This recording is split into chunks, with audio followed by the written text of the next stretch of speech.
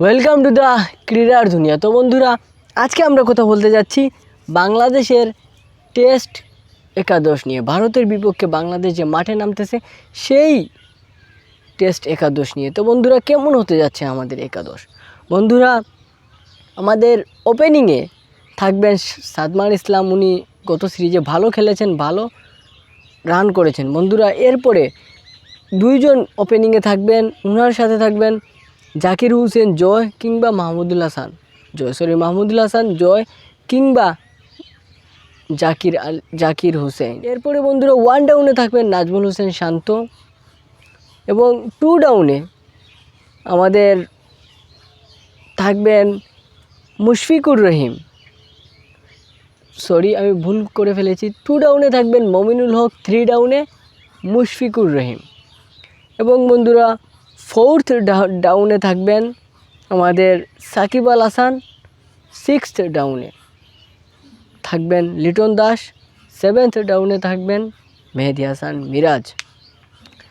এরপরে বন্ধুরা, আমরা যদি হিসাব করি, ওপেনিংয়ে দুইজন, এরপরে নাজমুল হোসেন শান্ত তিনজন, এরপরে মমিনুল হক চারজন, মুশফিক পাঁচজন, সাকিব ছয়জন, লিটন সাতজন, মেহেদী হাসান মিরাজ আটজন। এরপরে বাকি থাকে বন্ধুরা আমাদের তিনজন বোলার। এখন কথা হচ্ছে যে কোন তিনজন বোলার আমাদের ইন্ডিয়ার বিপক্ষে খেলবেন। এখানে তাসকিন আহমেদ থাকবেন 8 নম্বরে, 9 নম্বরে বন্ধুরা নয় নম্বরে থাকবেন তাসকিন আহমেদ এবং 10 নম্বরে বন্ধুরা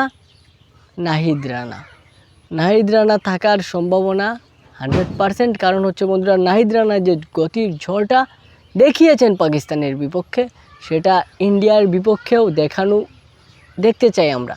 আর সেটা দেখালে ইন্ডিয়া এতে কুপকাত হয়ে যাওয়ার সম্ভাবনা আছে। এরপর লাস্ট বন্ধুরা, হয়তোবা আমাদের এখানে সাকিব এবং মিরাজকে নিয়ে দুইজন স্পিনার কিন্তু অলরেডি আছে, তিনজন ফাস্ট বোলারকে নিয়েই হয়তোবা আমরা খেলতে পারি। আর সেই জায়গায় বন্ধুরা খালেদ আহমেদ কিংবা হাসান মাহমুদ এই দুজনের মধ্যে একজন হয়তোবা স্কোয়াডে জায়গা পেয়ে যেতে পারেন। এখন বন্ধুরা, প্রশ্ন আরেকটা আছে যে সাকিব আল হাসান কি খেলবেন কি না, সাকিব আল হাসানের বদলে তাইজুল ইসলামকে নেওয়া উচিত কি না। এখন সেই প্রশ্নের আনসার খুঁজতে আমরা একটা ভিডিও অলরেডি তৈরি করে রেখেছি, আপনাদেরকে দিয়ে দেবো, আপনারা দেখে নেবেন। অলরেডি তৈরি করে ফেলেছি, আপলোড হওয়া বাকি। এটা নিয়ে ভিডিও আসতেছে। সাকিব এবং তাইজুলের মধ্যে একটা কারণ বন্ধুরা, এখানে প্রশ্ন হচ্ছে সাকিব আল হাসানকে নিয়ে কথা ওঠার কারণ হচ্ছে সাকিব আল হাসান কিন্তু রিসেন্টলি তেমন ভালো পারফরমেন্স করতে পারতেছেন না, এটাই মেন কারণ। আজকের মতো বিদায় বন্ধুরা, দেখা হচ্ছে নেক্সট ভিডিওতে। আসসালামু আলাইকুম।